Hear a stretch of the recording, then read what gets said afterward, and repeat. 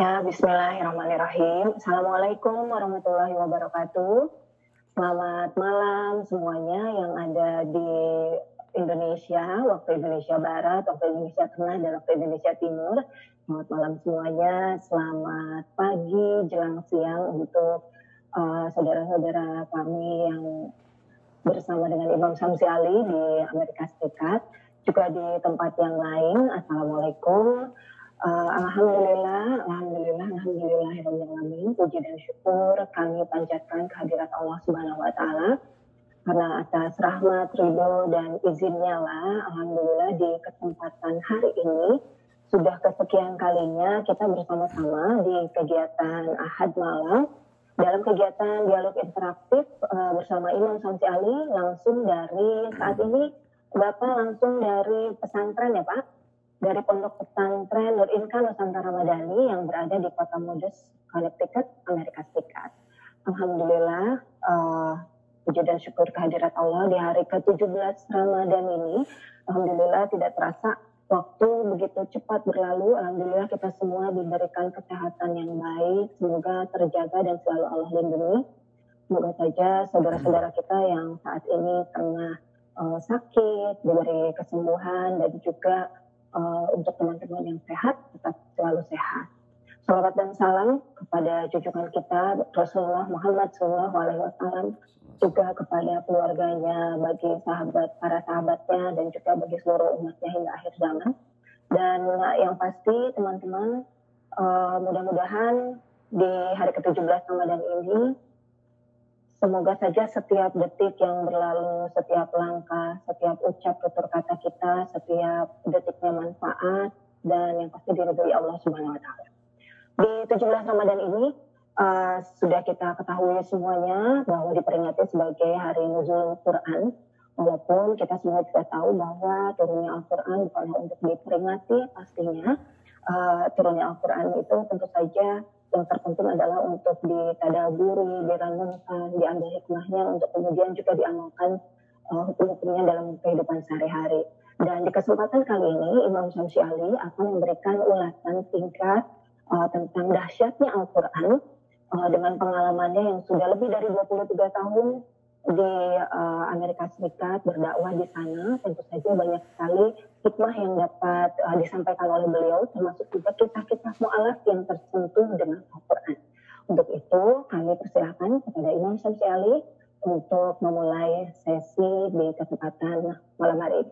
Silakan Pak. Terima kasih Mbak Irma, terima kasih Mas Randy. A'udzubillahi minasyaitonir rajim. Bismillahirrahmanirrahim. Assalamualaikum warahmatullahi wabarakatuh. Alhamdulillahil alladzi anzala ala 'abdihi al-kitab wa lam yaj'al lahu 'iwaja qayyiman liyundhira ba'san shadidan min ladun wa yubashshirul mu'minina alladhina ya'maluna as-salihat anna lahum ajran hasana makithina fihi abada. ثم الحمد لله الذي نزل على عبده الفرقان ليكون للعالمين نذيرا أشهد أن لا إله إلا الله وأشهد أن محمدا عبده ورسوله لا نبي بعده اللهم صل وسلم وبارك عليه وعلى آله وصحبه أجمعين ثم أما بعد قال الله تعالى في كتابه الجليل شهر رمضان الذي أنزل فيه القرآن هدى للناس وبينات من الهدى والفرقان فمن شهد منكم الشهر فليصم ومن كان مريضا أو على سفر فعدة من أيام أخر إلى آخر الآية.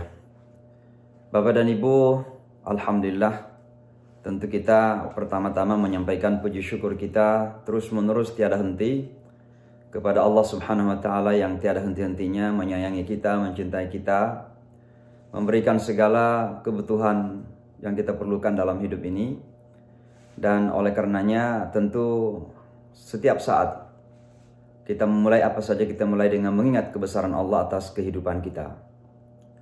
Syukur sekali lagi adalah esensi keimanan sekaligus fondasi kehidupan kita. Maka mudah-mudahan kita menjadi hamba-hambanya Allah yang bersyukur, yang ingat selalu akan nikmat-nikmat Allah Subhanahu wa Ta'ala.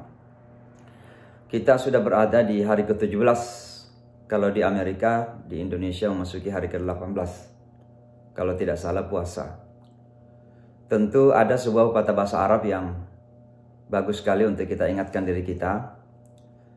Pepatah itu mengatakan begini: Zahabal madhi wal mustaqbalul zahab. Jadi ada dua kata zahab di sini yang kedengaran. Zahaba, lalu yang terakhir zahab. Tapi beda artinya. Zahabal madhi artinya yang lalu sudah berlalu, sudah pergi. Wal mustaqbal az-zahab. Dan masa depan itu emas. Karena emas, zahab itu artinya emas. Tapi zahaba itu fi'lun madhi dari kata zahaba yadhhabu, zihabun atau berangkat. Jadi hari-hari yang lalu telah berlalu, tapi insya Allah hari-hari yang akan datang ini adalah golden moment, golden opportunity, atau kesempatan emas untuk kita semua untuk menggapai ridha, rahmah, kasih sayangnya Allah Subhanahu wa taala. Ada satu trik syaitan, permainan syaitan, walaupun memang syaitan kita yakini diikat di bulan Ramadan ini. Suffidatis syayatin, bahwa syaitan-syaitan itu diikat. Tapi syaitan itu telah tetap memainkan peranan ya, dengan cara apapun. Karena syaitan itu tidak pernah give up, tidak pernah menyerah. Dan itu diminta secara khusus dari Allah.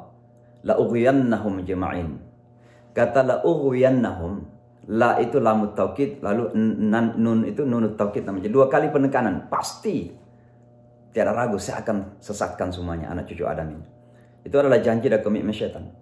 Maka di bulan Ramadan di saat diikat pun masih juga menggoda umat manusia.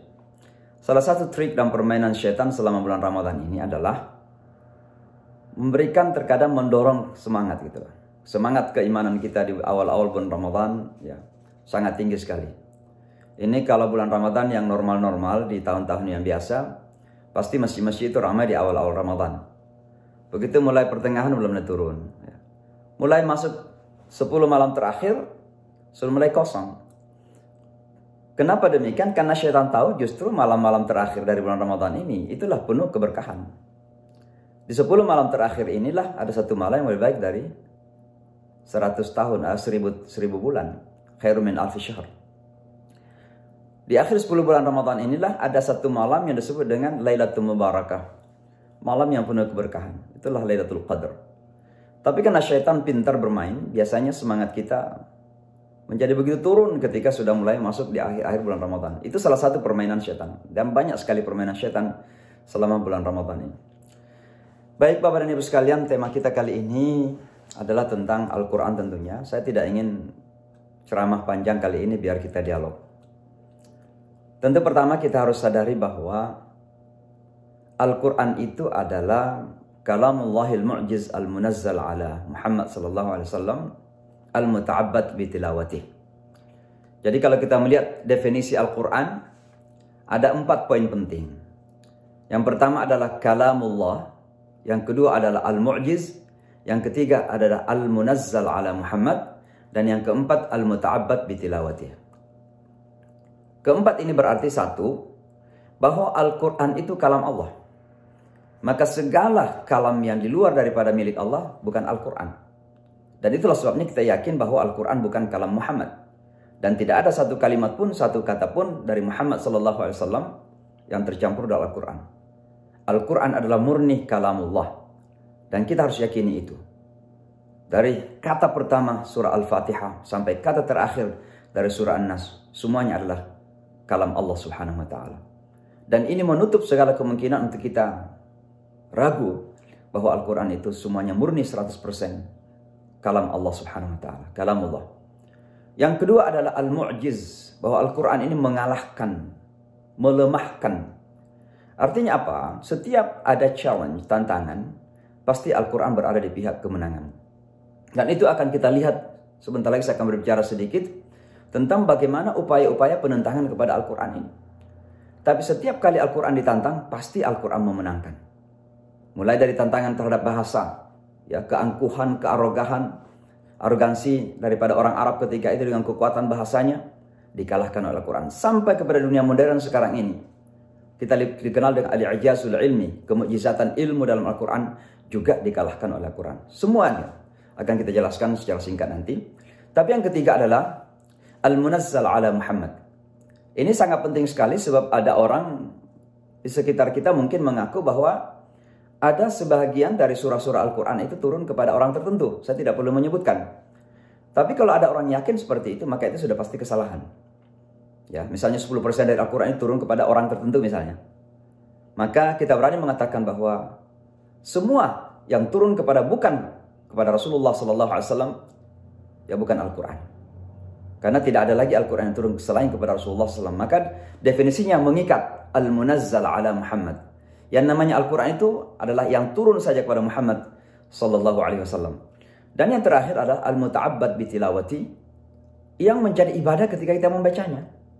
Tidak ada satu buku sehebat apapun, seindah apapun kata-katanya menurut ukuran manusiawi, sebuah syair, sebuah sastra yang seindah apapun, ketika kita membacanya justru kita mendapat pahala yang sangat luar biasa. Alif Lam Mim saja 30 pahala. Alif Lam Mim bukan satu huruf, tapi 3 huruf. Alif adalah satu huruf, Lam satu huruf, Mim satu huruf. Itu kata Rasulullah SAW. Maka membaca Al-Quran ini memiliki keberkahan yang sangat-sangat luar biasa. Bayangkan kalau kita bisa khatam Al-Quran selama bulan Ramadan. Berapa kira-kira pahala yang kita dapatkan? Walaupun saya selalu ingatkan di mana-mana dan dalam banyak kesempatan, bahwa jangan sampai kita ini beribadah karena kemudian mengkalkulasi pahala-pahala. Kalau sampai kita beribadah untuk mengumpulkan pahala-pahala, saya khawatir bahwa ada tendensi, ada kecenderungan ibadah-ibadah kita ini bersifat materialistik. Ya. Oleh sebab itu ada seorang ahli sufi yang namanya Rabi'ah Al-Adawiyah yang terkenal pernah mengatakan begini, kalau seandainya saya ini beribadah untuk sekedar masuk surga, maka ya Allah, saya tidak perlu masuk surga. Artinya apa? Demikian ikhlasnya, demikian manisnya hatinya untuk menyembah kepada Allah Subhanahu wa taala. Sampai kalau penyembahan itu karena masuk surga menjadi penghalang untuk mencari ridho Allah Subhanahu wa taala dan rahmat Allah Subhanahu wa taala, maka tidak perlu masuk surga. Yang penting ada kasih sayangnya Allah Subhanahu wa taala. Toh logikanya kan pada akhirnya kita masuk surga bukan karena pahala kita, bukan karena amalan kita, bukan karena berapa jumlah pahala yang telah kita kumpulkan, tapi karena memang Allah merahmati kita. Oleh sebab itulah maka mudah-mudahan kita membaca Al-Quran ini sebanyak-banyaknya karena mencari ridha Allah Subhanahu wa taala. Tentu tidak kalah pentingnya juga untuk mendapatkan ridha dan kasihnya Allah itu kita membaca dengan pemahaman. Jangan sampai kemudian saya selalu memberikan ilustrasi, 3 ilustrasi sebenarnya sering saya sampaikan di mana-mana. Hubungan antara umat Islam dengan Al-Quran ini kira-kira ada pada salah satu, ketiga atau keempat kelompok manusia ini. Yang pertama ada seperti anak kampung, ya turis dari kampung datang ke kota. Kemudian sampai di kota diajak oleh temannya jalan-jalan ke pinggir pantai. Kebetulan di pinggir pantai ini mungkin di pantai Losari atau di pantai mana begitu, nggak terlalu terurus gitu. Jadi banyak kotoran di pinggir-pinggir, banyak sampah gitu. Maka anak kampung ini mengatakan, ngapain kita ke tempat ini? Ini kan lautnya ini nggak ada apa-apa, kotornya banyak gitu. Nah dia nggak paham bahwa di dalam lautan yang dalam itu begitu banyak hal-hal yang sangat berharga. Ada mutiara-mutiara, ada ikan-ikan yang kita perlukan, ada ragam kebutuhan dan hal-hal yang berharga, rezeki yang Allah telah siapkan untuk kita. Kalau seandainya dia sadar akan value nilai yang ada dalam laut itu, pasti dia akan tidak mengeluh hanya karena melihat sampah-sampah di sekitarnya. Demikianlah banyak orang sekarang ini tidak pernah menyelami Al-Quran, tapi kemudian mengatakan bahwa Al-Quran itu kan buku masa lalu. Nah, apa yang disampaikan Al-Quran itu kan hukum abad ke-7, abad ke-8, itu pada abad-abad yang lalu. Karena mereka sendiri nggak pernah menyelami kedalaman ilmu Al-Quran itu. Ini bagaikan turis kampung yang datang ke kota. Ada juga misalnya turis antar negara, dia kemudian datang dari Jakarta, sampailah di kota New York. Lalu apa yang dia lakukan? Dia rent taksi, dia rent mobil, minjam mobil. Lalu dia ingin jalan-jalan di kota Manhattan, pusat kota New York. Maka dia kemudian diberikan map, ya, kharita, peta. Tapi dia tidak pernah membuka peta itu. Atau bahkan membuka peta itu tapi dia tidak pernah memahami peta tersebut. Hanya pura-pura dibaca saja. Atau huruf-hurufnya dibaca saja. Kebetulan bisa membaca huruf Latin. Tapi sebenarnya tidak paham. Tidak paham. Maka apa yang terjadi? Ketika dia mengendarai mobil yang disewa tadi. Dia ingin ke Chinatown. Tapi akhirnya dia mendarat di Bronx atau di Harlem. Karena dia tidak pernah memahami apa itu peta. Al-Quran itu adalah peta kehidupan kita. Apalah mananya kita pura-pura membaca misalnya. Kalau kita tidak paham gitu, maka mari kita berusaha untuk memahami agar kita bisa paham peta kehidupan kita itu. Lalu kelompok manusia yang ketiga itu seperti turis internasional juga. Tiba-tiba datang ke sebuah kota di salah satu dunia ini, Lalu kemudian disampaikan oleh pihak imigrasi, nanti Anda kalau di negara ini ikuti aturannya ya. Lalu dia mengatakan, enggak, saya punya aturan sendiri. Saya dari Indonesia, punya Undang-Undang Dasar 45, punya Pancasila. Ngapain saya ikut aturan Amerika? Pasti akan dideportasi sama imigrasi. Demikian juga, bumi Allah ini kan tempatnya Allah Subhanahu Wa Taala. Dan Al-Quran itu aturannya bumi Allah Subhanahu Wa Taala. Jadi kalau tidak mau ikut kepada aturannya Allah, ya keluar saja dari bumi ini. Deportasi diri keluar dari bumi ini, kan begitu. Maka selama masih menginjakkan kaki di atas bumi ini, mari kita ikut kepada hukumnya Allah Subhanahu Wa Taala. Dan tentu hukum-hukum Allah ini, kita tidak berbicara secara literal. Tapi hukum-hukum yang baik pada semua negara itu adalah terjemahan dari hukum Allah Subhanahu Wa Taala. Saya berani mengatakan demikian. Karena manusia itu punya fitrah, manusia itu punya hikmah. Dan ketika menciptakan sebuah undang-undang, sebuah konstitusi dalam sebuah negara, asal sejalan dengan Al-Quran dan Sunnah, maka itu adalah bagian dari terjemahan Al-Quran dan Sunnah. Kita di Indonesia ada Undang-Undang Dasar 45, ada Pancasila. Kalau semua makna-maknanya itu sudah sejalan dan tidak bertentangan dengan Quran dan Sunnah, maka itu adalah hukum Allah. Mari kita terjemahkan itu sebagai hukum Allah. Sebab jika tidak demikian, maka kita kemudian akan dianggap oleh sebagian sebagai musuh negara sendiri. Dan itu kerap kali terjadi di sebagian negara. Maka itulah 3 kelompok manusia yang terkadang mengalami seperti itu ketika berinteraksi dengan Al-Quran. Alhamdulillah, mudah-mudahan sebagian di antara kita tidak masuk di antara 3 kelompok tersebut. Betul-betul mengimani, memahami, mengikuti ajaran Al-Quran. Bapak dan Ibu sekalian, kerap kali kalau kita mendengarkan kata mukjizah Al-Quran, biasanya yang pertama kali sampai di pemikiran kita adalah al-i'jazu al-ilmi.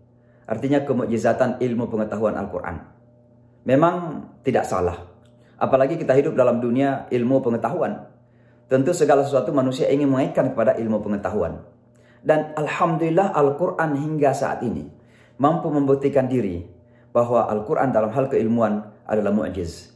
Betapa banyak ilmuwan, betapa banyak para ahli yang telah memeluk agama ini karena al-i'jazul ilmi atau kemukjizatan ilmu pengetahuan Al-Quran itu.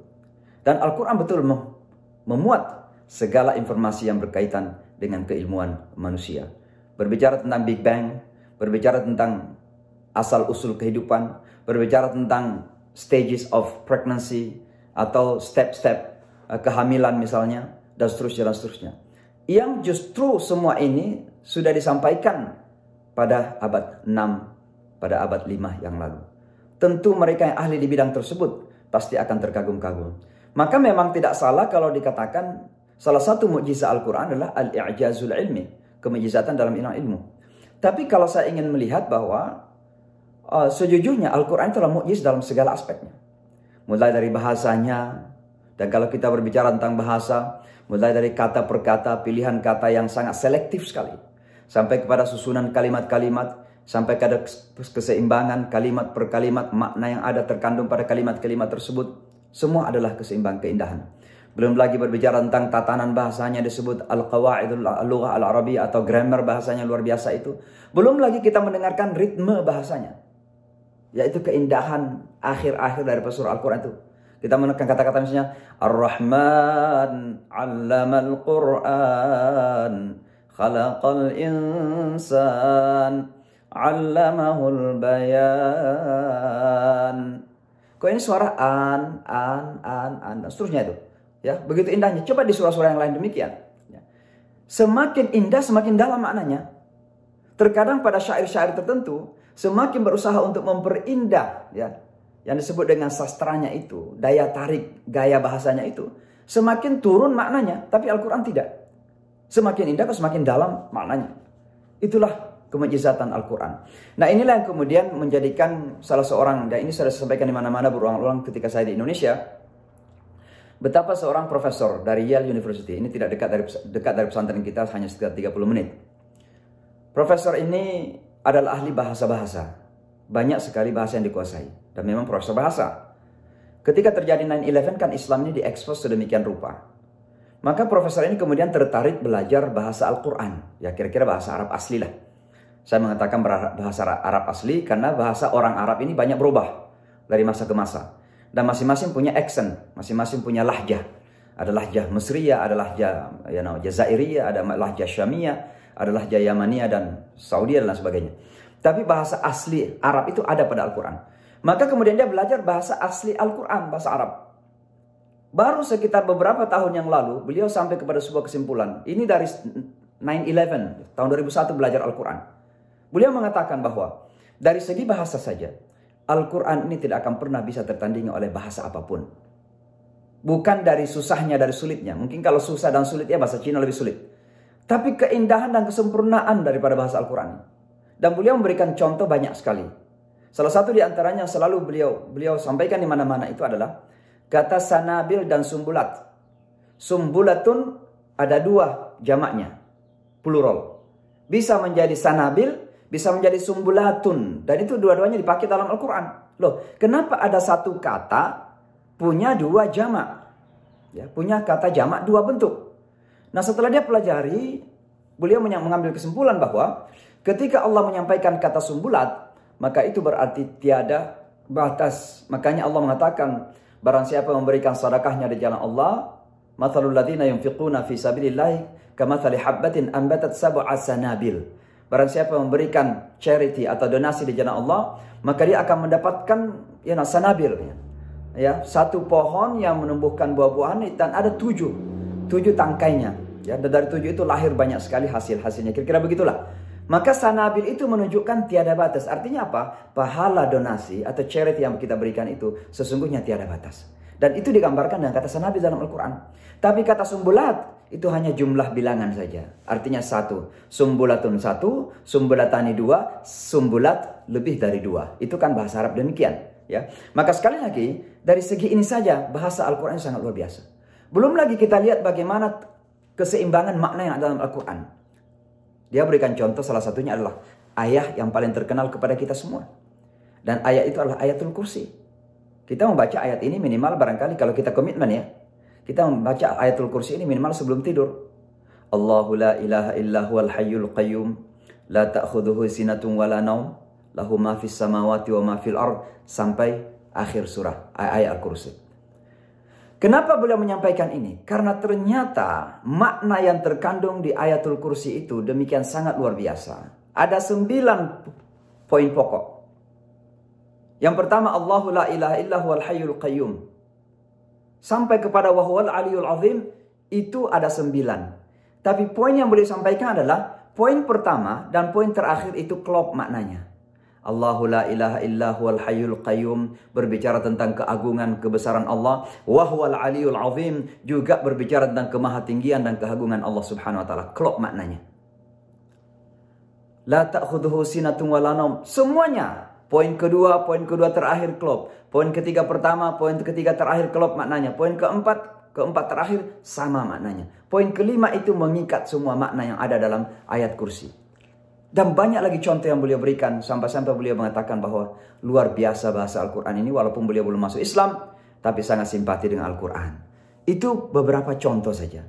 Bahwa betapa Al-Quran ini hebat dari segi bahasa. Dan ini merupakan tantangan dari dulu.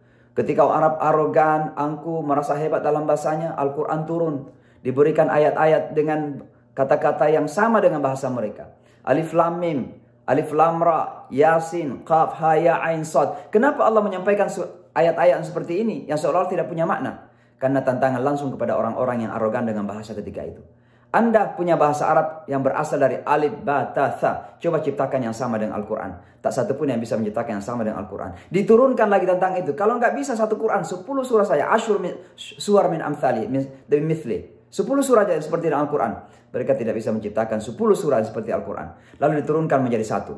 Wa in kuntum fi raibin mimma nazzalna ala abdina fa'tu bisurah. Kalau kamu ragu dengan apa yang kami turunkan kepada hambaku Muhammad SAW, datangkan satu surah saja. Waktu bisyuhadaikum. Datangkan semua yang ahli-ahli itu.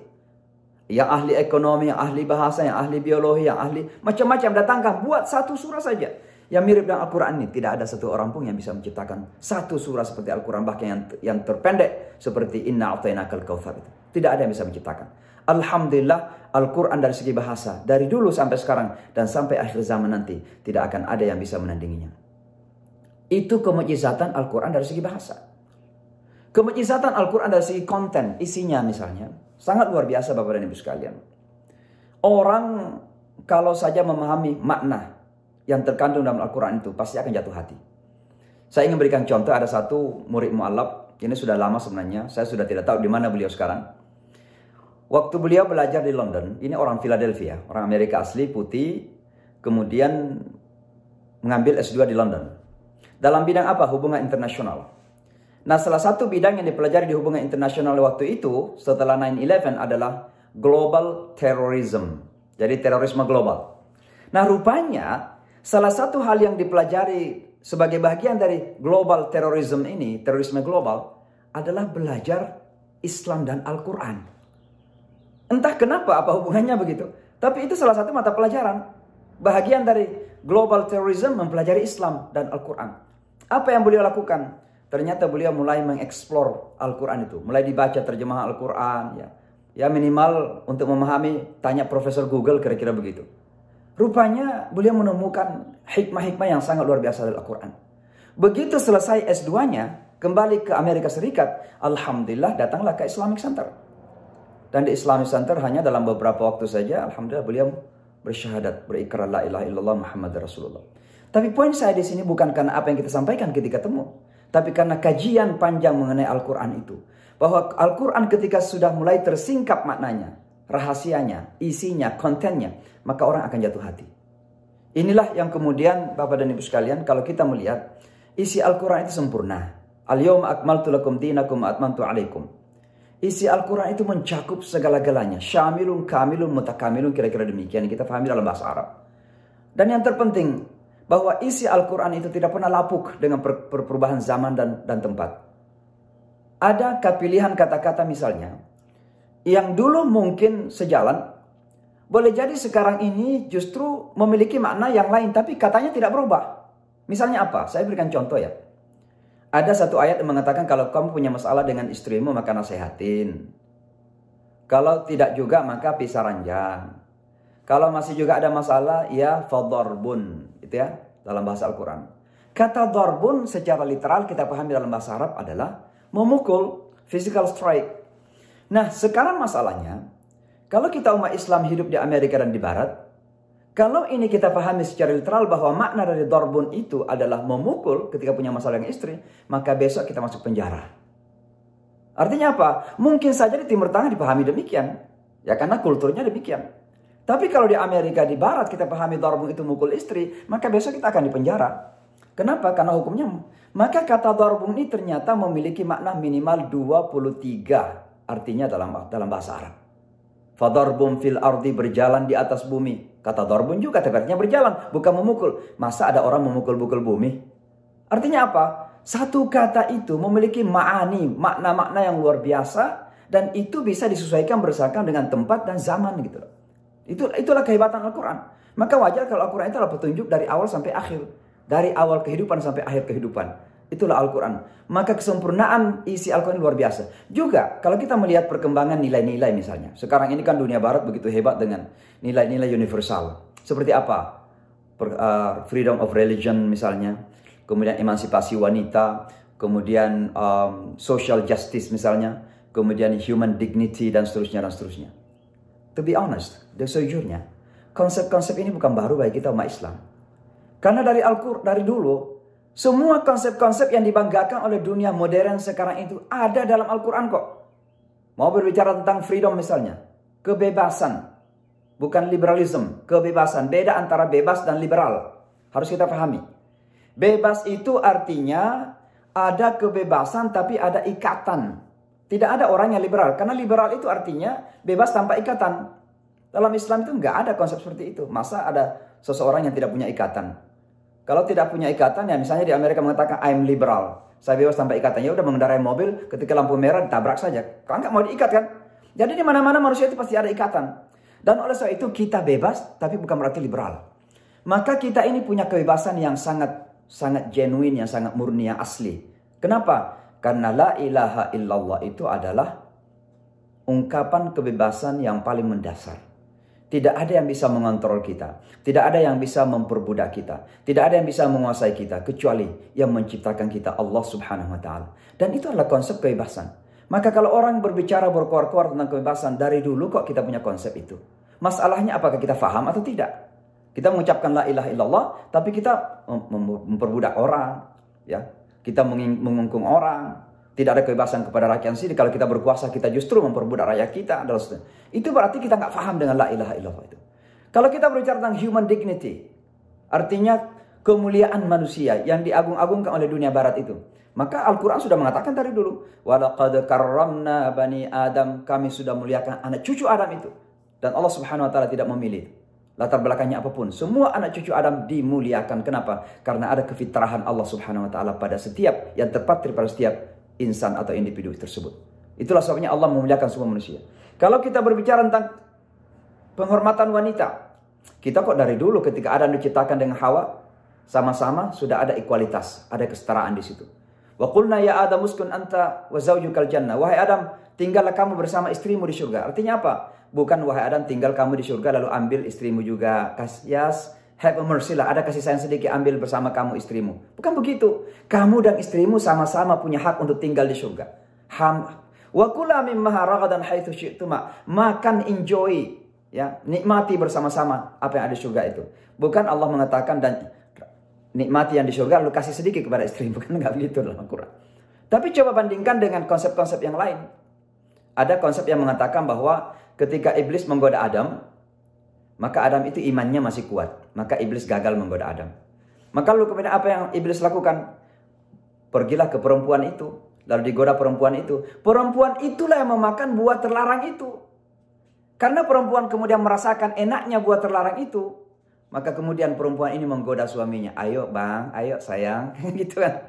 Maka Adam pun ikut memakan katanya. Akhirnya apa yang terjadi? Kan nampak di sini bahwa perempuan itu satu, lemah iman. Bahwa perempuan itu tidak bisa ya melawan godaan gitu. Yang kedua, seolah-olah perempuan itulah sebagai tangan kanannya syaitan yang menggoda laki-laki. Kamu gitu. Ini kan perendahan kepada perempuan. Tapi dalam Al-Quran tidak demikian. Fa'azallahuma. Keduanya digoda oleh syaitan. Dan digelincirkan oleh syaitan. Maka dua-duanya menjadi objek. Dan oleh sebab itu kalau kita berbicara tentang kesetaraan gender, kita tidak perlu diajari oleh manusia manapun. Sudah ada kok dari dulu. Maka sekali lagi konsep-konsep ya modern yang ada, ya yang dibangga-banggakan oleh manusia sekarang ini semuanya ada dalam Al-Quran. Tidak ada yang tertinggal. Selama konsep itu insya Allah sejalan dengan fitrah manusia, semua ada dalam Al-Quran. Itulah kemukjizatan Al-Quran. Ya, kemukjizatan Al-Quran. Kalau kita berbicara tentang hukum misalnya, sekarang ini baru-baru Harvard University mengakui bahwa sumber hukum yang terbaik adalah Al-Quran. Silakan di Google, bisa dapatkan itu. Ini Harvard University. Para ahli hukum internasional yang ada di Harvard University mengatakan bahwa sumber hukum yang terbaik adalah Al-Quran. Dan Muhammad adalah salah seorang simbol asal-usul hukum yang terbaik. Itulah Rasulullah SAW. Nah tentu ini kemukjizatan bahasa, kemukjizatan kandungan. Dan yang terakhir adalah kemukjizatan ruhiyah Al-Quran ini. Bapak dan Ibu, terkadang kita ini kan nggak paham. Ya, kita ini kan non-Arab. Ya, dan sekarang kita membaca Al-Quran nggak paham maknanya. Tapi kita ini nggak pernah bosan membaca Al-Quran loh. Kita sudah menyelesaikan khatam Al-Quran sekali, dua kali, kadang nggak ada yang pernah mengatakan di antara kita cukuplah saya udah bosan baca kitab itu. Tapi coba baca misalnya sebuah buku sastra, buku syair. Pasti satu kali, dua kali tamat, udah bosan. Tapi nggak ada yang pernah mengatakan saya sudah bosan membaca Al-Quran. Sama juga, tidak ada yang mengatakan saya mah udah lelah pergi ke Makkah, Medina gitu. Kenapa? Karena doa Ibrahim. Rabbana waj'al af'idatan minan nasi tahwi ilaihim. Ya Allah, jadikan sebagian hati manusia jatuh hati kepada Mekah ini. Maka kita pergi ke Mekah, kita kadang kepanasan, ya. Kita kadang juga kesal kepada orang-orang yang injak-injak kita gitu. Tapi tahun depan mulai berangkat. Itulah kemukjizatan Mekah karena doa Ibrahim. Sama dengan Al-Quran. Al-Quran itu memiliki kemukjizatan yang sangat luar biasa. Saya dulu waktu mahasiswa di Pakistan, salah satu yang saya suka itu berangkat keluar mengikut jamaah tabligh. Ya jamaah tabligh ya alhamdulillah sekarang udah dikenal. Waktu saya dulu kuliah jamaah tabligh itu belum dikenal di Indonesia, masih sangat asing sekali. Bahkan tuduhan macam-macam pada jamaah tabligh itu. Lalu saya banyak ikut pada jamaah tabligh. Jadi suatu ketika kita keluar ke sebuah tempat di sebuah pegunungan namanya Swat. Swat ini kalau musim panas saja itu sangat dingin, apalagi musim dingin. Pegunungan betulan. Lalu kita tidur di sebuah masjid yang sangat sederhana, lantainya dari pohon-pohon gandum itu. Sangat sederhana sekali. Di subuh hari sebelum salat subuh kita terbangun semua, itulah kita jamaah tabligh di training ya, dilatih ya untuk beribadah. Bangunlah kita. Kemudian berdatanganlah orang-orang kampung itu. Dan orang-orang di sana itu rata-rata punya Kalashnikov, punya senjata besar. Ya menakutkan kalau kita lihat. Tapi orangnya baik-baik. Mereka datang dengan Kalashnikov, kemudian senjatanya disimpan di depan, lalu mereka salat sunnah sebelum salat subuh. Lalu setelah salat subuh ada salah seorang yang membaca Al-Quran, orang tua pakai kacamata yang sangat tebal, sudah sangat tua sekali. Lalu saya memperhatikan dia membaca Al-Quran itu, saya melihat air mata mengalir di hening beliau, di kening beliau, di pipi beliau. Lalu kemudian saya tanya kepada teman saya, coba tanya kepada orang itu, dia mengerti nggak ketika membaca Al-Quran itu? Kenapa kok sampai menangis gitu? Saya ingin tahu. Lalu ditanya sama teman saya. Rupanya beliau tidak paham artinya. Tapi beliau ada merasakan sesuatu. Itulah kekuatan ruhiyah Al-Quran itu.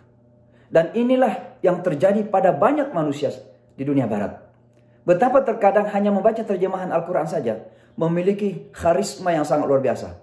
Hibah, kekuatan yang sangat luar biasa mereka rasakan. Satu contoh yang saya berikan di mana-mana dan saya ulang-ulang ya. Itu contoh ketika saya baca Al-Quran Yankee Stadium itu. Seorang Kristen mendengarkan saya membaca Al-Quran lewat televisi. Namanya Cynthia Rowland. Beliau menangis gitu. 3 bulan kemudian mulai nelpon ke saya. Dia katakan, benarkah Anda yang membaca Al-Quran? Saya katakan benar.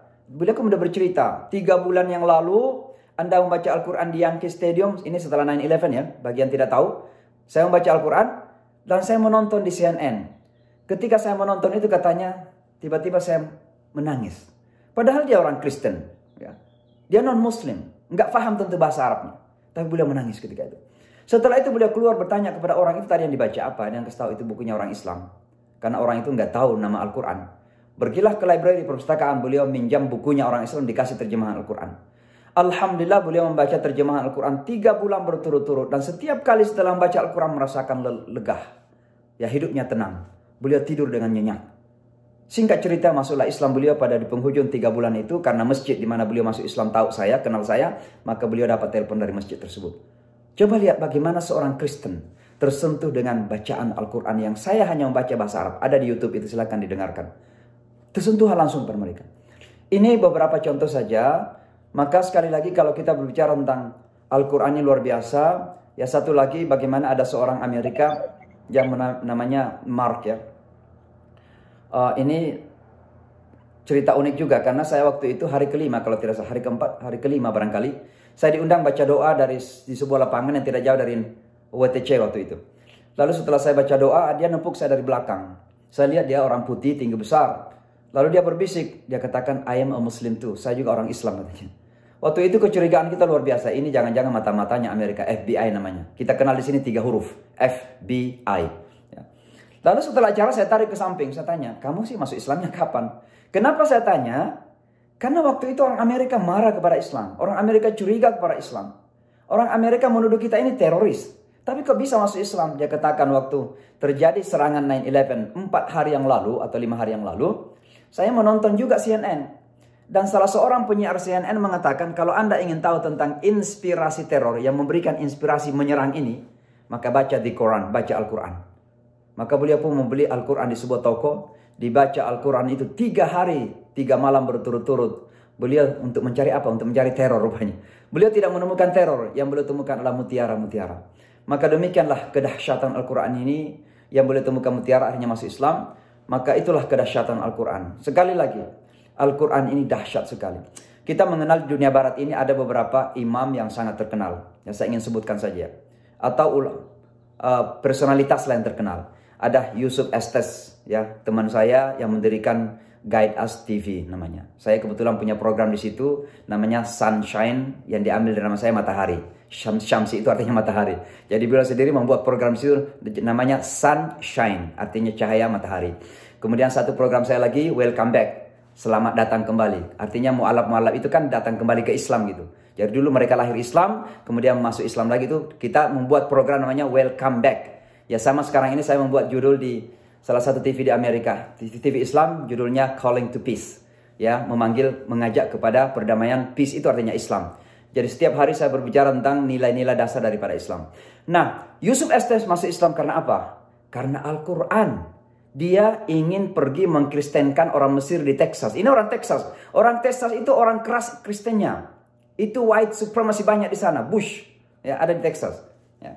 Tapi alhamdulillah ketika sampai ke orang Mesir, Orang Mesir malah apa? Dia ambil itu Bible dari dia dan dia exchange, diganti dengan Al-Quran, dikasih Al-Quran. Beliau membaca Al-Quran hanya beberapa malam, bertekuk lutut, berikrar la ilaha illallah Muhammad Rasulullah.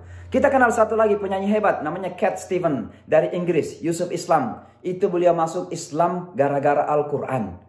Satu lagi, Sheikh Hamzah Yusuf dari California, imam yang sangat terkenal di Amerika, mendirikan Zaituna Institute, itu semacam IAIN-nya Muslim di Amerika. Masuk Islam karena Al-Quran. Alhamdulillah. Satu lagi teman saya namanya Imam Isa Woods, dai yang sangat gigih sekali, juga masuk Islam karena Al-Quran. Betapa banyak ulama-ulama hebat di Amerika Serikat dan di dunia Barat masuk karena Al-Quran. Maka sekali lagi, mari kita semua mengambil Al-Quran secara serius, dengan sungguh-sungguh. Khudil kitabah biquwah. Ambillah Al-Quran dengan sungguh-sungguh. Jangan sampai setengah hati. Kalau keimanan kita kepada Al-Quran setengah hati, jangan pernah menyangka bahwa manusia akan mengambil Al-Quran. Hanya dengan keimanan kita yang sungguh-sungguh, lalu kita menjadikan diri kita sebagai tauladan, insya Allah orang akan jatuh hati kepada Al-Quran itu. Maka mudah-mudahan di malam-malam akhir dari bulan Ramadan yang dikenal dengan Syahrul Quran ini, hati kita semakin terjatuh kepada Al-Quran, semakin jatuh hati, semakin jatuh cinta kepada Al-Quran, sehingga betul-betul kita ambil Al-Quran sebagai pedoman hidup kita dalam segala aspeknya. Saya kira demikian, mudah-mudahan ada manfaatnya. Saya akhiri sampai di situ saja, biar kita berdialog lebih agak lama lagi. Hadanallahu wa iyyakum ajma'in. Wassalamualaikum warahmatullahi wabarakatuh.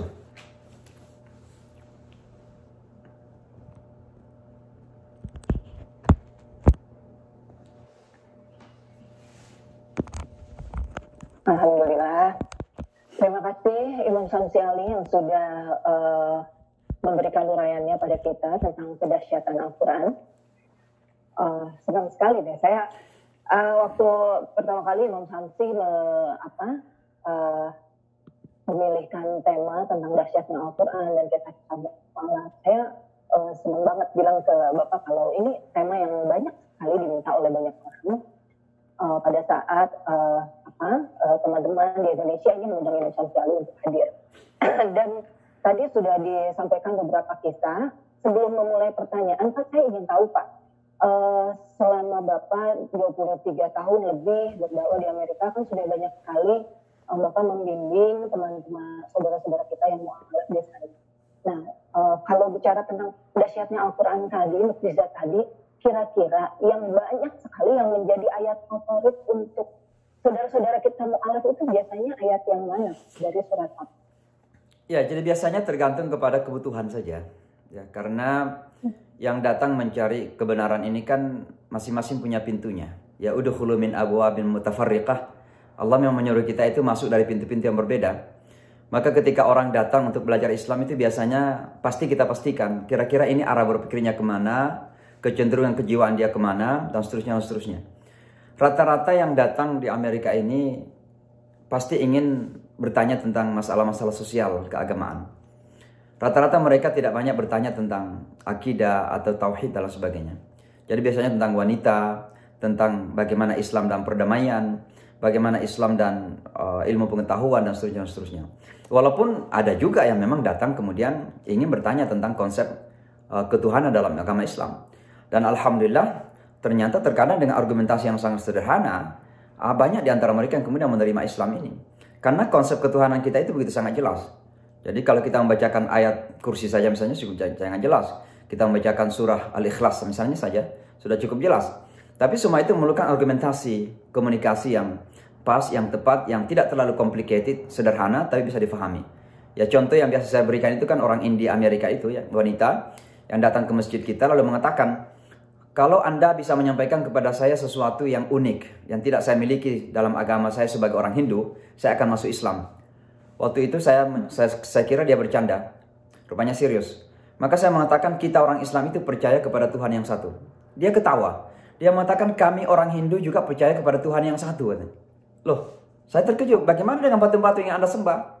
Bagaimana dengan sapi itu? Bagaimana dengan sungai Gangga yang Anda sakralkan? Dia mengatakan mereka itu bukan Tuhan.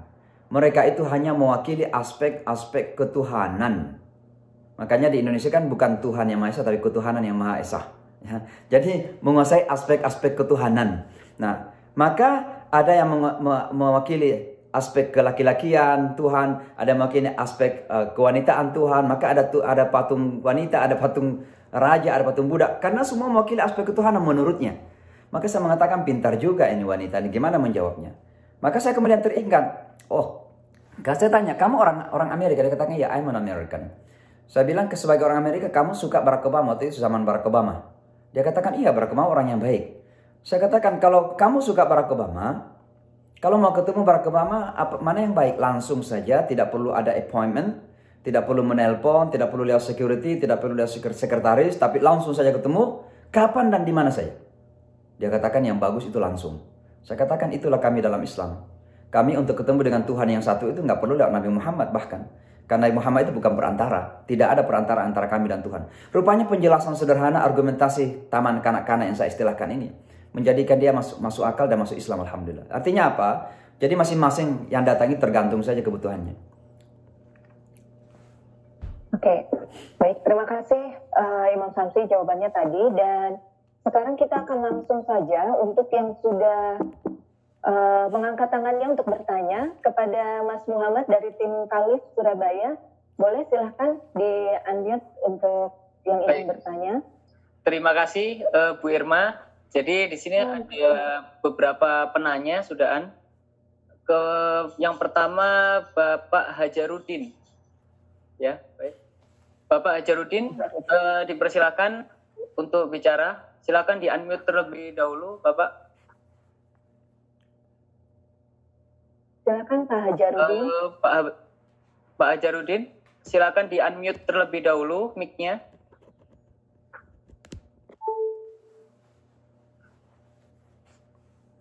Nah, ini ya, sudah. Assalamualaikum, silakan Pak Hajarudin. Ya, silakan Bapak Hajarudin. Silakan Pak untuk langsung bertanya.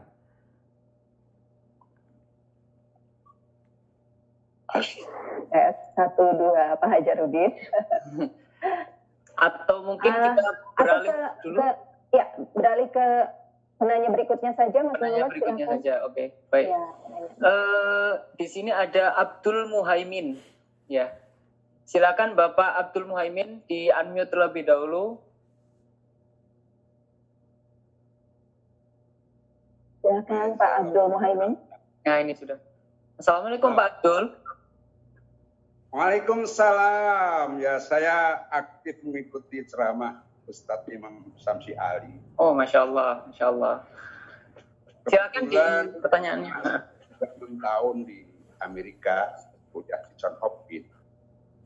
Tapi sekarang sudah pulang ke rumah lagi. Sudah selesai anak, menantu, dan cucu. Nah, saya tertarik dengan dalil yang dikemukakan yang sifatnya sangat universal tentang walaqad karramna bani Adam. Ya. Itu adalah sebuah deklarasi human right yang jauh melampaui Declaration of Human Rights yang dirancang oleh pemenang perang, dan basic teks itulah yang saya gunakan dalam kehidupan sehari-hari, karena kebetulan saya punya pesantren yang khusus mahasiswi dan sebagian besar juga menghafal Al-Quran. Tapi pesantren saya memang sangat terbuka. Tamu saya mungkin sudah lebih dari 70 negara, dari beda agama sampai tidak punya agama, yang kadang-kadang nginap sampai 2 bulan, 1 bulan. Bahkan dulu ada calon pendeta namanya Tara Schwarzenegger dari Indiana College, itu nginap hampir 2 bulan. Mestinya basis-basis kemanusiaan yang universal inilah yang kita kembangkan dalam kehidupan kita yang sangat global ini, tanpa kita harus kehilangan basis-basis keislaman kita. Karena justru lewat pergaulan-pergaulan yang humanis itulah mereka mengenal Islam. Karena hari ini orang tidak tertarik untuk mempelajari teks, tapi lebih tertarik dengan contoh-contoh perilaku keseharian yang ditunjukkan oleh umat Islam. Dan ternyata dari basis teks walaqad karramna bani Adam, surat Isra ayat 70, ini kami bisa memperkenalkan Islam lebih soft kepada mereka-mereka. Dan mereka akhirnya minimal tidak terjadi lagi resistensi terhadap Islam, maupun juga tidak terjadi lagi stigma-stigma bahwa Islam itu teroris, Islam itu penuh kekerasan dan lain sebagainya. Atau mungkin juga tadi yang gender itu, yang gender itu juga sangat menarik untuk kita kaji, karena hari ini wacana-wacana yang gender yang dikembangkan oleh aktivis-aktivis itu sangat behavioristik, sehingga aktivis gender seringkali justru melampaui batas-batas kewanitaan. Nah, ini mohon untuk bisa diterangkan lebih lanjut oleh Ustadz Samsi Ali, terutama yang punya jaringan global yang cukup luas, dan saya ikut memberikan apresiasi upaya-upaya lewat Inka Nusantara. Assalamualaikum warahmatullahi wabarakatuh. Assalamualaikum warahmatullahi wabarakatuh. Waalaikumsalam warahmatullahi wabarakatuh. Monggo. Pak Abdul Muhaimin, silahkan. Ya, baik, insya Allah. Terima kasih Pak Abdul Muhaimin, pernah tinggal di Washington ya. Sudah kembali kampung. Tentu kalau kita berbicara tentang walaqad karramna bani Adam, saya biasa menerjemahkan dengan bahasa yang sederhana, memanusiakan manusia. Dan inilah salah satu dasar yang kami pakai dalam menyampaikan Islam di mana-mana saja. Bahwa ketika kita menyampaikan Islam ini, maka kita harus mengedepankan kemanusiaan. Artinya apa? Kita tidak akan melihat dulu siapa orang tersebut. Bagaimanapun keadaannya, dia adalah manusia. Dan manusia sesungguhnya siapapun dia, tidak pernah kehilangan fitrahnya. Jangankan manusia-manusia sekarang ini, Fir'aun saja fitrahnya itu nggak hilang. Hanya saja keangkuhannya yang sangat luar biasa, sehingga fitrahan itu tertutup betul dengan keangkuhan dan arogansi Fir'aun itu. Tapi fitrahnya masih di situ. Kenapa fitrah tidak berubah? Karena Allah mengatakan la tabdila li khalqillah. Fitratallahi allati fataran nasa 'alaiha la tabdila li khalqillah. Itu adalah penciptaan dasar yang tidak akan pernah berubah. Maka setiap manusia itu pasti ada fitrahnya. Dan itulah harus kita lihat. Fondasi pertama ketika ingin menyampaikan Islam. Dan kalau ini bisa kita lakukan dengan pendekatan memanusiakan manusia, maka itulah kemudian Islam akan lihat dengan sebagai agama yang betul-betul rahmatan lil alamin. Agama yang merangkul semua orang, siapapun dia, latar belakang manapun, keadaan bagaimanapun juga, maka Islam tetap memanusiakan manusia. Ini juga contoh tauladan dari Allah sendiri. Allah mengatakan, "Qul ya ibadiyalladzina asrafu ala anfusihim, la taqnatu min rahmatillah, innallaha yaghfiru dzunuba jami'a." Bayangkan kata abdun itu adalah kata tertinggi untuk memanggil hambanya Allah. Bahkan terkadang Rasul dan Nabi pun nggak dipakai. Misalnya ketika Allah memberangkatkan Isra Mi'raj, kan Allah tidak mengatakan subhanalladzi asra bi rasulihi atau asra bi nabihi, tapi asra bi abdihi. Alladzi anzala ala abdihi alkitab, yang menurunkan kitab suci kepada hambanya, bukan kepada nabinya atau rasulnya. Karena kenapa? Kata abdun itu ada panggilan intimate. Jadi ada kedekatan, ada kasih sayang, ada ada persuasi, penghormatan, pemuliaan. Nah, ini Allah memanggil orang-orang yang pendosa. Qul ya ibadiyalladzina asrafu, wahai hamba-hambaku yang melampaui batas gitu, melakukan dosa. Pendosa dipanggil ibadiyah oleh Allah. Artinya apa? Allah memanusiakan hamba-hambanya. Dan oleh sebab itu ketika kita berdakwah, maka kita mengedepankan karamah insaniyah, pemuliaan manusia, memanusiakan manusia. Itulah contoh yang saya berikan, misalnya bagaimana seorang yang pernah datang belajar Islam, ya, diutus oleh seorang sopir limo. Saya ceritakan di Indonesia berkali-kali ini. Lalu ketika dia datang, orang putih tinggi besar, tapi dia memakai baju jubahnya orang Buddha itu, biksu. Lalu kelihatan semua tatonya di badannya. Saya katakan, "Hai, silakan duduk." Duduklah dia, saya tanya, "Agama Anda apa?" Dia katakan, "Saya Buddha." "Kamu adalah pendeta Buddha?" "Mong." Dia katakan, "Tidak." "Kenapa berpakaian Buddha, pendeta?" Dia katakan, "Karena saya menghormati seorang imam." Jadi rupanya untuk datang bersemu saya, dia harus pakai pakaian kebesaran sebagai bagian dari penghormatan. Disangkanya saya ini pakai jubah, pakai sorban, pakai apalah kira-kira sebagai imam gitu ya. Padahal saya di sini biasanya pakai dasi, pakai jas ya, apalagi kalau ke PBB misalnya kan. Nah, saya katakan terima kasih atas penghormatan. Kenapa Anda ingin belajar Islam? Dia mengatakan, "Saya sebagai Buddha," katanya, "kalau saya lagi sedang lapar, ini lapar secara spiritualitas, ya, lapar dahaga secara spiritualitas. Saya masuk kamar, saya tutup mata, saya bermeditasi, rasanya cukup. Saya puas. Tapi begitu keluar dari pintu, saya hilang lagi," katanya. "I'm lost."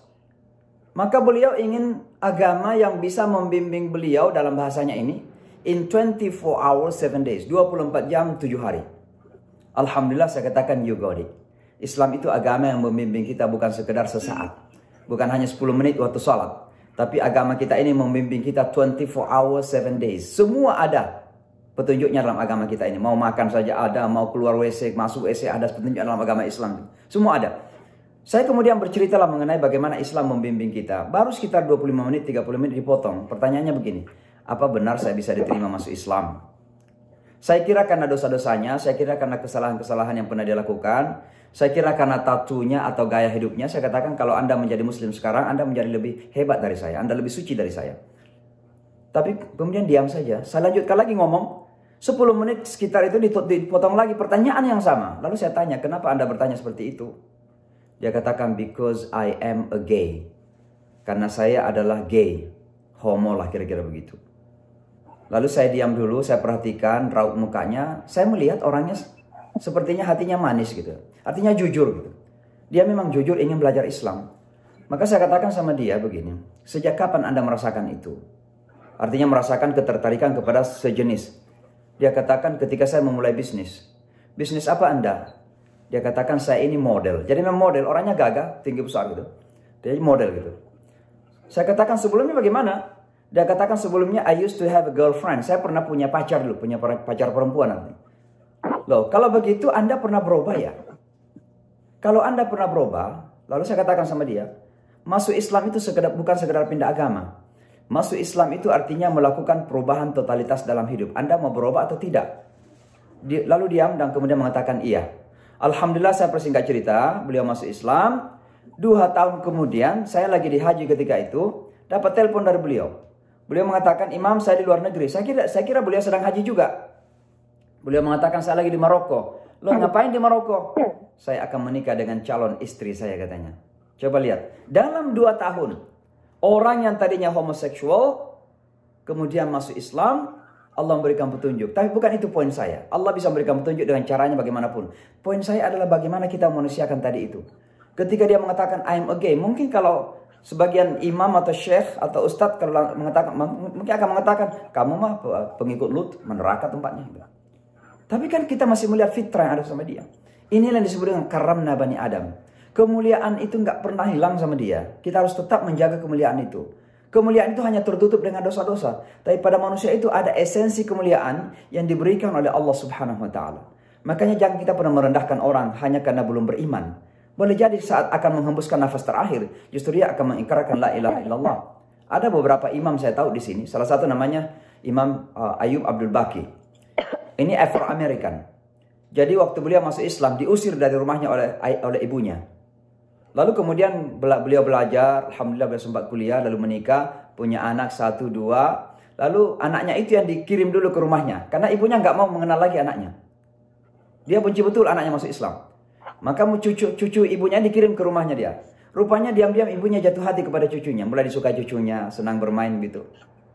Lalu sampai anaknya 10 orang. Ibunya belum cinta sama anaknya ini kembali. Masih benci karena masuk Islam. Tapi sama cucunya dicintai. Sampai suatu ketika ibunya masuk rumah sakit keras. Dan dalam keadaan sakarat, ya masih sadar sedikit. Datanglah anaknya, Imam Ayub Baqi ini. Dia mengatakan kepada ibunya, Ibu terima kasih.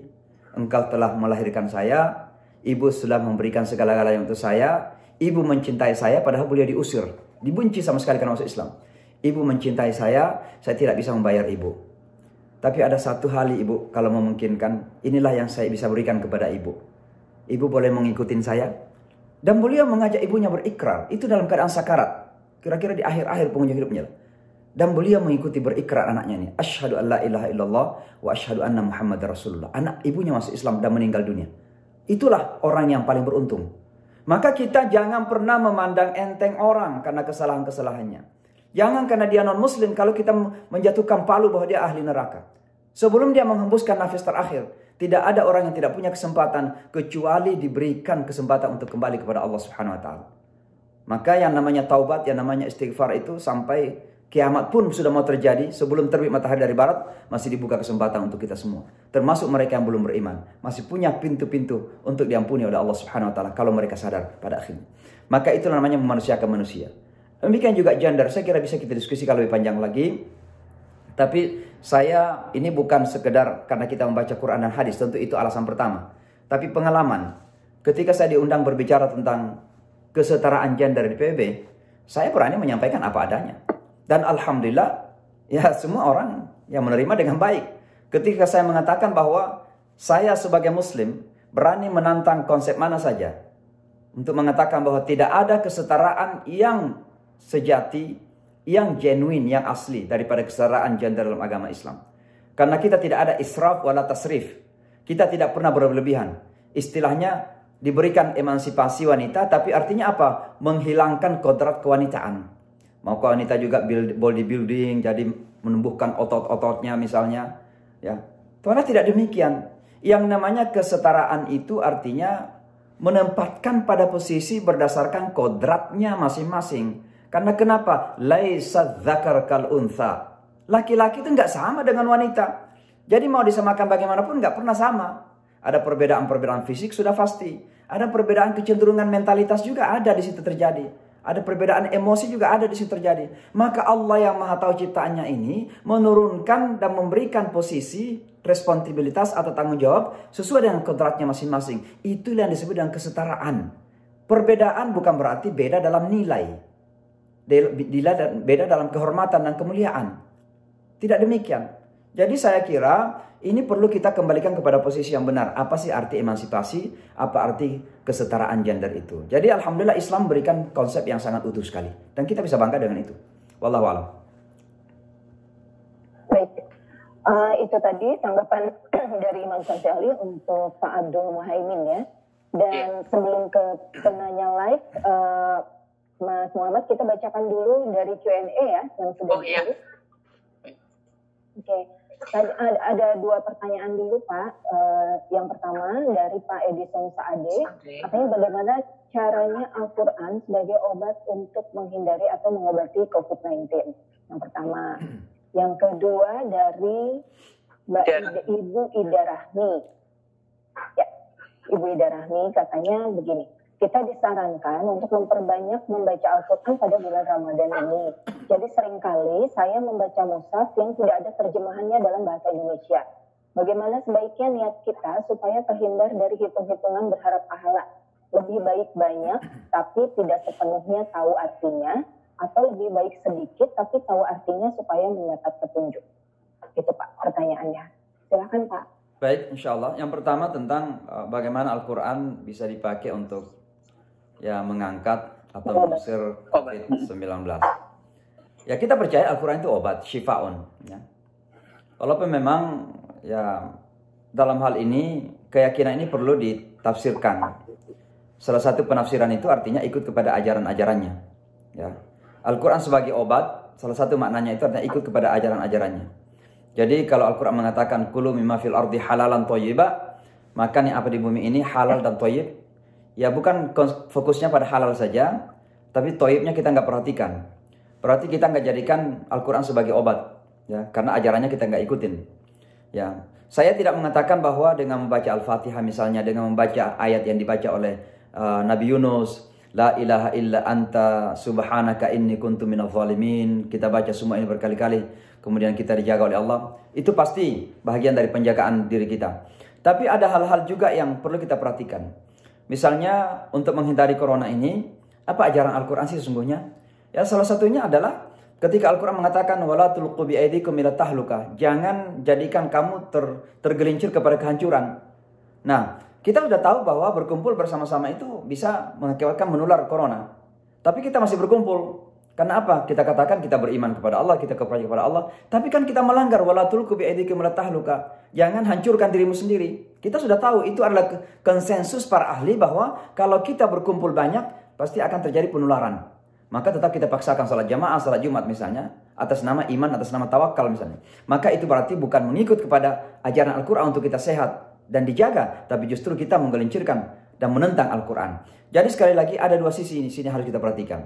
Di satu sisi kita percaya akan kemukjizatan Al-Quran. Dengan membaca surah Al-Fatihah bisa menjadi sebuah obat.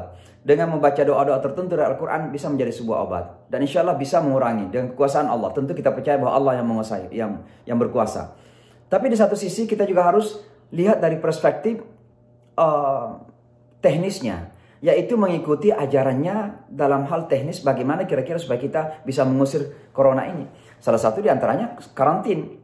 Karena karantin ini ajaran Al-Quran, ya, dan juga ajaran Rasulullah SAW. Kalau kamu berada di sebuah tempat, lalu di situ ada wabah, jangan pergi ke tempat lain. Kalau kamu tahu di tempat lain itu ada wabah, jangan pergi ke sana. Itu kan konsep karantina dari dulu sungguhnya. Nah, jadi jangan seperti kemudian kita mengatakan kita beriman, kita percaya, pasti kita dijaga dengan iman kita, dengan tawakal kita dijaga oleh Allah. Rasulullah sudah mempraktekkan itu. Umar radhiyallahu anhu sudah mempraktekkan itu. Padahal Umar itu tawakalnya, imannya sangat luar biasa. Umar itu. Tapi beliau juga ketika akan ke Suriah dan tahu bahwa di Suriah ketika itu ada ta'un, ada wabah, beliau tidak jadi ke Suriah. Artinya apa? Ini ada dua sisi yang harus kita perhatikan. Jadi silahkan saja kita banyak-banyak baca Al-Quran dengan niat. Mudah-mudahan Allah dengan itu menurunkan pertolongannya, segera menghilangkan corona ini. Tapi di satu sisi juga kita mengambil semua langkah-langkah yang juga diperintahkan oleh Allah untuk kita ambil. Salah satunya adalah mari kita tetap jaga self distancing yang sekarang dianjurkan oleh para ahli kita. Kembali kepada Al-Quran tadi, ya memang tidak perlu kita mengatakan apakah membaca tanpa terjemahan yang banyak lebih baik atau membaca dengan terjemahan tapi sedikit lebih baik.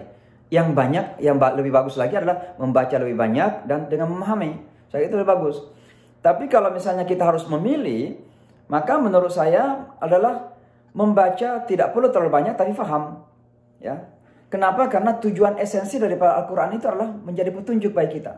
Mustahil, tidak mungkin kita menjadi petunjuk kalau kita tidak faham Al-Quran itu. Dan oleh sebabnya, mari kita memahaminya Al-Quran itu. Walaupun tidak terlalu banyak kita baca setiap hari. 1-2 ayat misalnya, tapi kita baca terjemahannya. Kemudian terjemahannya kita harus lagi cari apa maknanya yang belum jelas di terjemahan itu. Itu namanya tafsir. Ya, bahkan di tafsir pun terkadang belum jelas. Mari kita tanya para ulama. Fas'alu ahla dzikri in kuntum la ta'lamun. Tanyalah para ahli kalau kamu tidak tahu. Kan itu perintah dalam Al-Quran. Maka sekali lagi, ketika kita di bulan Ramadan ini silahkan banyak baca Al-Quran. Tidak apa-apa.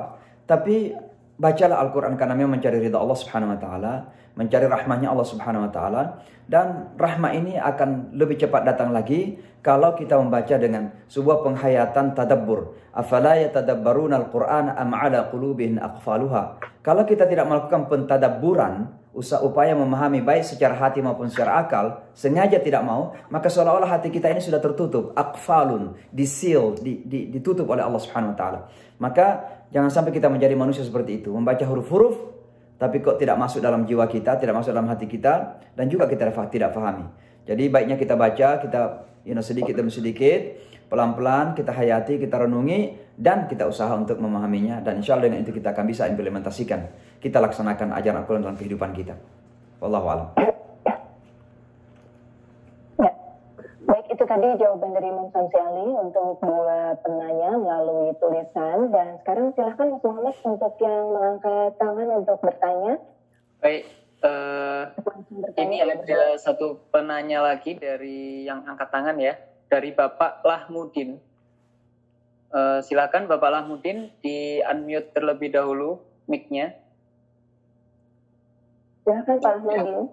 Silakan Pak. Bismillahirrahmanirrahim. Pertama terima kasih Ustaz atas penjelasannya tentang mukjizat dan keluar biasaan Al-Quran yang berdampak banyaknya yang Muslim ikut masuk Islam gitu ya Ustaz. Nah, pertanyaan saya Ustaz, ternyata tidak sedikit dari orang-orang orientalis itu, ya orang-orang Barat khususnya, yang memang mencari-cari terus kesalahan dari Al-Quran ini. Dan memang kadang-kadang diadukan dengan logika kita. Sehingga orang-orang awam yang tidak memahami Islam bisa tertarik gitu Ustaz. Atau bisa dicuci otaknya dengan pemahaman-pemahaman mereka gitu. Seperti tadi ya Ustaz, feminisme ini paham kesetaraan gender, mengatakan al-rijalu qawwamuna 'ala an-nisa, dzakari mithlu hadzul unsayayn, yang tidak adil menurut logika kita. Yang orang awam mungkin memahami secara sederhana ini benar begitu Ustaz. Ya. Nah, pertanyaan saya yang pertama Ustaz, itu tadi menyambung tentang paham feminisme ini kan mungkin munculnya dari barat ya Ustaz. Dan mungkin juga diaplikasikan di sana. Nah, pertanyaan saya, bagaimana sih sebenarnya efektivitas paham ini di Amerika sendiri gitu Ustaz? Bagaimana dampaknya? Apa memang dilakukan seperti mereka ingin 50-50 baik di keluarga maupun sampai ke pemerintahan? Baik, itu yang pertama Ustaz. Nah yang kedua, banyak juga kita dengar Ustaz poin-poin yang mereka tunjukkan dalam rangka melemahkan Al-Quran itu sendiri. Contohnya adalah istilah nasakh mansukh ini. Nasakh mansukh yang sudah dihapuskan, ayat-ayat yang sudah dinasakh dalam Al-Quran, ternyata masih ada gitu Ustaz. Masih ada dalam artian itu kalau orang yang tidak tahu nasakh mansukh kan tidak paham Ustaz. Kenapa? Contohnya dalam pengharaman khamar gitu Ustaz ya. Ada 5 tahapan yang di sana dibolehkan, kemudian dikatakan manfaatnya ada tapi mudaratnya juga ada, sampai kemudian dilarang gitu Ustaz. Orang mungkin tidak tahu kenapa Al-Quran itu masih membolehkan gitu Ustaz ya. Ya. Itu mungkin pertanyaan saya Ustaz, mohon dibantu dijelaskan. Jazakumullah Ustaz. Syukran. Assalamualaikum warahmatullahi wabarakatuh. Waalaikumsalam. Baik, Ustaz.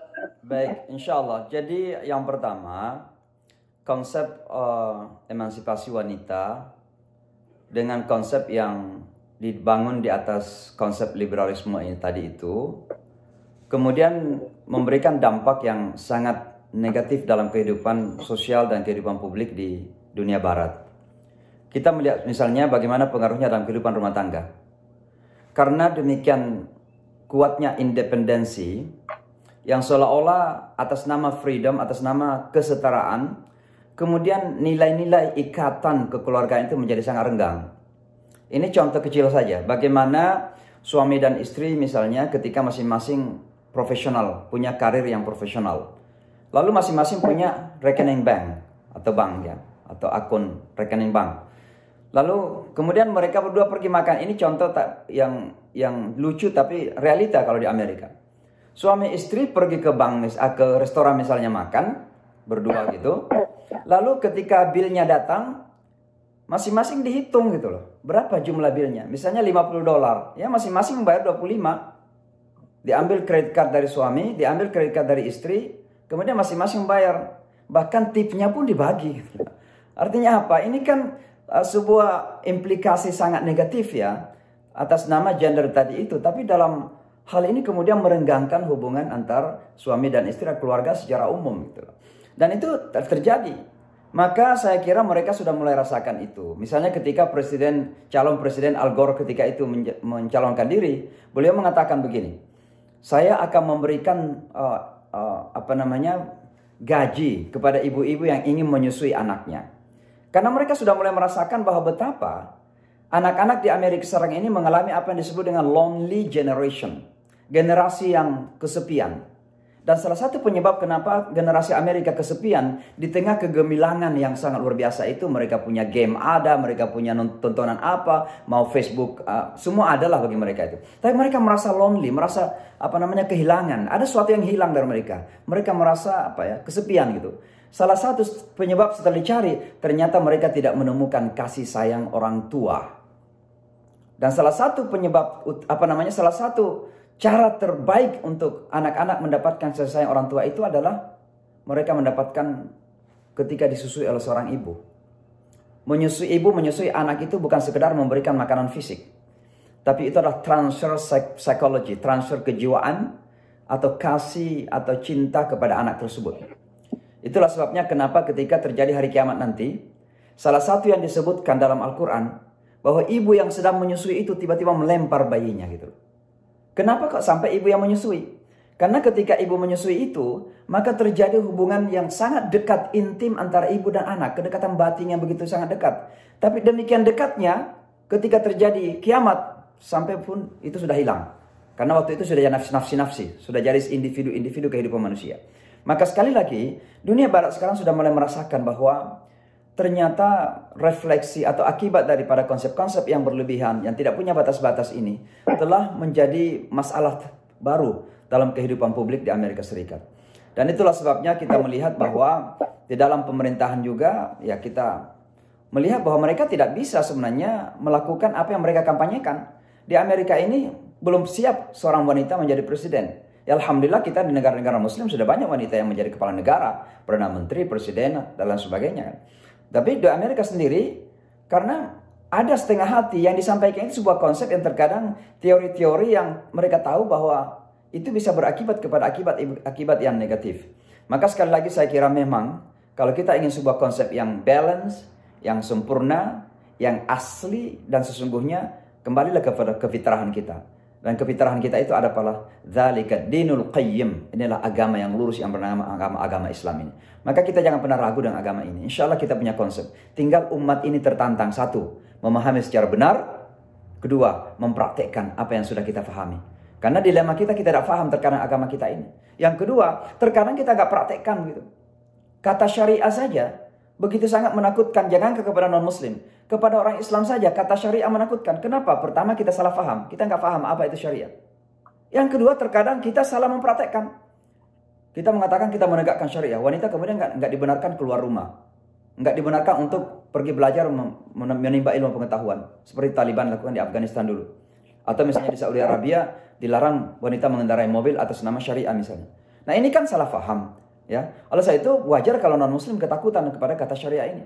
Padahal begitu banyak aspek-aspek syariah yang sudah dilaksanakan di bumi barat, di Amerika Serikat.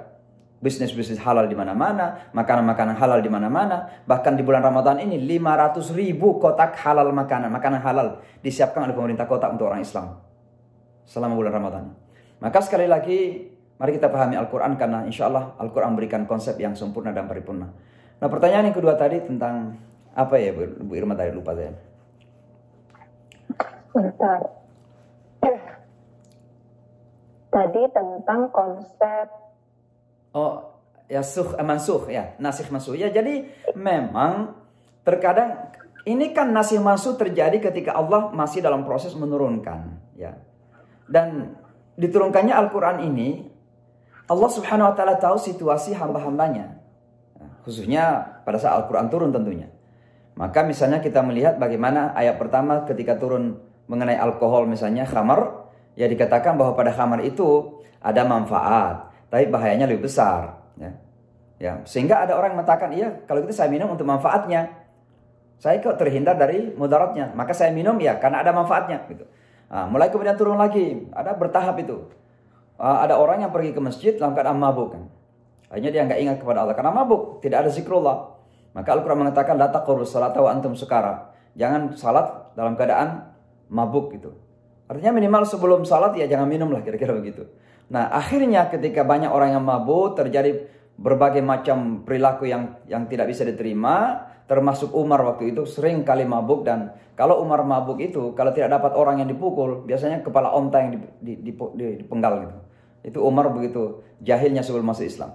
Maka ketika sudah terjadi seperti itu, turunlah kemudian perintah yang terakhir. Innamal khamru wal maisiru ya wal azlamun rijsum min amali syaitan. Bahwa sungguhnya khamar itu maupun judi maupun perundian itu adalah amalan syaitan yang kotor gitu. Tinggalkan fajtanibuh. Itu datanglah diharamkan secara totalitas dalam Al-Quran. Artinya apa begini, Allah Maha tahu tabiat dan keadaan sebuah bangsa ketika diturunkan Al-Quran itu. Maka ada stage by stage. Maka ayat pertama kemudian dihapuskan oleh ayat kedua, ketiga. Karena Allah itu kan Maha tahu. Dan oleh sebab itu Allah yang berkuasa, Allah yang Maha tahu, Allah juga tahu bagaimana caranya untuk menyampaikan hidayahnya kepada manusia. Dan ini yang perlu kita ajarkan kepada orang lain. Karena memang ada konsep-konsep yang complicated, yang ada yang sederhana mengenai Al-Quran ini. Dan saya kira tantangan bagi kita semua untuk menjelaskan supaya orang bisa memahami secara sederhana daripada konsep-konsep Al-Quran kita. Wallahu a'lam. Baik, itu tadi penjelasan dari Imam Syamsi dan ini ada pertanyaan melalui tulisan dari Pak Hairudin yang tadi mungkin ada gangguan teknis, tidak jadi berdialog. Katanya bagaimana caranya supaya Al-Quran itu betul-betul bisa menjadi bagian pedoman hidup manusia. Iya, pertama tentu kita ambil secara sungguh-sungguh dengan penuh keimanan. Imani Al-Quran itu sebagai kalam Allah yang benar secara mutlak. Dzalikal kitabu la raiba fi hudal lil muttaqin. Jadi dengan mengimani bahwa Al-Quran itu tidak ada keraguan, tidak ada kekurangan, sempurna, paripurna, maka itu menjadi jalan bagi ketakwaan kita, menjadi petunjuk. Tapi kalau sekali lagi mengimani setengah-setengah atau mengimani sebagian kita tinggalkan, maka itu menjadi dilema dalam usaha kita untuk mengambil Al-Quran sebagai petunjuk hidup. Apa tu'minuna bi ba'dil kitabi wa takfuruna bi ba'd? Apakah kamu ikuti sebagian Al-Quran, kamu tinggalkan sebagian? Fama jaza'u man yaf'alu dzalika minkum illa khizyun fil hayatid dunya. Balasan bagi orang yang seperti itu adalah kehinaan dalam kehidupan dunia ini. Wa yaumal qiyamati yuradduna ila asyaddil adzab wa mallahu bighafilin amma ta'malun. Hari kiamat akan dikembalikan kepada azab yang pedih. Artinya apa? Kehidupan umat yang terbelakang sekarang ini, kehidupan umat yang sangat terhinakan sekarang ini, salah satu di antaranya adalah karena kita setengah mengambil Al-Quran, kita setengah mengimani Al-Quran, setengah kita imani, sebagian kita buang, kita tidak imani. Maka itulah menyebabkan kenapa kehidupan kita sekarang ini begini. Coba perhatikan keadaan kita jujur saja dengan keadaan umat Islam sekarang ini. Maka sekali lagi, yang pertama sungguh-sungguh dalam mengenal Al-Quran. Yang kedua, fahami. Karena itu adalah peta kehidupan. Bagaimana kita bisa ikut kepada petunjuk Al-Quran ketika kita faham. Ya. Minimal dalam satu kampung, satu kota, ada seseorang yang bisa memberikan peringatan. Bahkan dalam keadaan perang pun, itu tidak boleh semua orang pergi berperang. Harus ada yang tinggal belajar. Sehingga kalau semua orang kembali, dia memberikan pengajaran itu. Itulah namanya fardu kifayah di dalam mempelajari Al-Quran ini. Harus ada orang yang mengajarkan. Harus kita pahamin. Yang ketiga tentu adalah kita harus mengamalkan. Kita harus mengamalkan. Sebab memang seperti yang disampaikan tadi bahwa salah satu dilema kita adalah ketika tidak bisa menjadi tauladan dalam keislaman. Jangan kita pernah bermimpi bahwa Al-Quran ini kita bisa sampaikan kepada orang sebelum kita bisa membangun ketauladanan. Orang akan bingung. Ini kira-kira Islam yang mana saya akan ikutin? Apakah Islam yang tertulis di buku atau Islam yang seperti keadaan umat sekarang ini? Saling gontok-gontokan, saling perang, saling memusuhi, saling membenci hanya karena beda pendapat. Islam yang mana? Sehingga ada orang, Imam Hamzah Yusuf yang saya sebutkan tadi itu, beliau mengatakan, Alhamdulillah saya telah menemukan Islam sebelum bertemu dengan orang Islam. Kenapa? Karena beliau mempelajari Al-Quran dulu tadi itu. Setelah memahami Al-Quran, beliau yakin bahwa ini kebenaran. Beliau masuk Islam, baru punya pergaulan luas dengan masyarakat muslim. Baru sadar, oh ternyata kehidupan masyarakat muslim ini nggak seperti yang saya pelajari Al-Quran itu. Maka sekali lagi, ketauladanan ini perlu kita bangun. Maka amalkanlah Al-Quran. Karena itulah yang akan membangun akhlakul karimah kita. Karena khuluquhul Quran. Rasulullah itu contoh tauladan bagi kita dalam akhlakul karimah. Laqad kana lakum fi Rasulillahi uswatun hasanah. Dan ketika ditanya apa ketauladanan itu akhlaknya? Apa akhlaknya itu? Karena khuluquhul Quran, kata Aisyah radhiyallahu anha. Maka akhlak Rasulullah adalah Al-Quran. Kalau kita umat ini bisa menjadikan Al-Quran sebagai pedoman dalam kehidupan, maka insya Allah akhlak karimah kita, perilaku kita akan menjadi contoh tauladan bagi manusia-manusia lain. Dan itulah yang akan menjadikan manusia lain akan jatuh hati kepada agama ini. Maka itulah cara-cara kita untuk mendekatkan diri kepada Al-Quran untuk dijadikan sebagai pedoman hidup. Oke, baik. Itu tadi jawaban untuk Pak Hairudin. Sepertinya menutup sesi kita di malam hari ini, Imam Fazli, terima kasih banyak atas uraiannya, atas penjelasannya, dan juga jawaban-jawaban dari berbagai pertanyaan. Dan yang pasti, terima kasih juga kepada seluruh audiens yang sudah hadir di kesempatan malam hari ini. Yang ingin saya ambil kesimpulan dari uraian yang